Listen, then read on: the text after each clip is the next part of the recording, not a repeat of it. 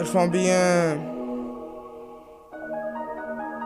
من خیلی سخت کشیدم تا به اینجا رسیدم.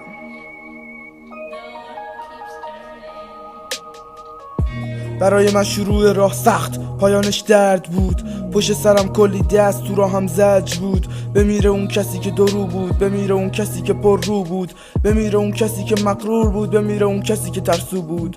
از بار مسئولیت زدم توی خیابون، این صحنه را دیده بودم توی کابوس. با قلب تاریک قدم زدم توی بارون، فکرم شده بود رفتن توی تابوت.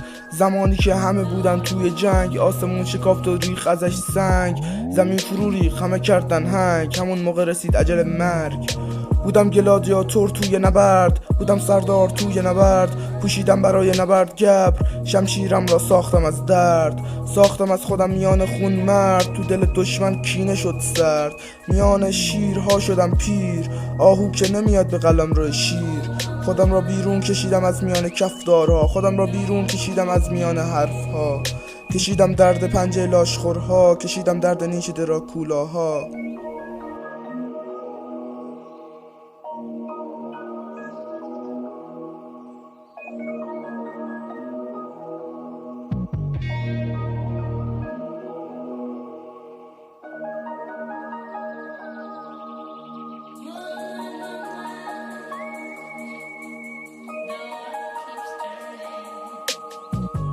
از خودم بیرون کشیدم بار توقع های بیجا، زدم بیرون که نگیرم حس بد از اینا. کشیدم بیرون از خودم چاقو سرکوب را، کشیدم درد زخم باتوم مغرور را. یه مارموز توی سکوتم، یه دیوانه به جنونم.